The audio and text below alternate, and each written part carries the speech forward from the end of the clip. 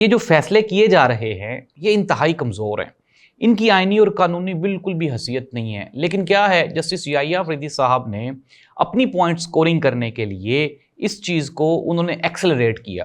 یحییٰ آفریدی صاحب نے کہا تمام جو لوور کورٹس تھے ان کو کہا کہ 4 مہینوں میں فیصلے کریں، اور یحییٰ آفریدی کو پی ٹی آئی نے سیریس ہی نہیں لیا تھا۔ حسنات ملک ہمارے دوست ہیں جو کہ کورٹ رپورٹر ہیں، انہوں نے کہا کہ پی ٹی آئی نے یحییٰ آفریدی کو سیریس نہیں لیا، اس لیے یحییٰ آفریدی نے بھی پی ٹی آئی کو سیریس نہیں لیا۔ جب یحییٰ آفریدی نے یہ کہا تھا کہ 4 مہینوں میں فیصلے کرو، تو پی ٹی آئی کو چاہیے تھا اس کے اس فیصلے کو چیلنج کرتی اور کہتی کہ بھائی 4 مہینے میں کس طرح سے انصاف ہوگا، آپ پروپر اس کیس کو دیکھیں۔ لیکن پی ٹی آئی نے چونکہ چیلنج نہیں کیا، اس لیے اب وہ جو فیصلے ہیں انہوں نے کہا اسی طرح کے فیصلے آنے ہیں۔ یہ کلفی کھا رہا تھا، اس کو 10 سال سزا دی جائے، یہ وہاں پہ موجود ہو کے کہے لگا رہا تھا اس کو 12 سال سزا دی جائے۔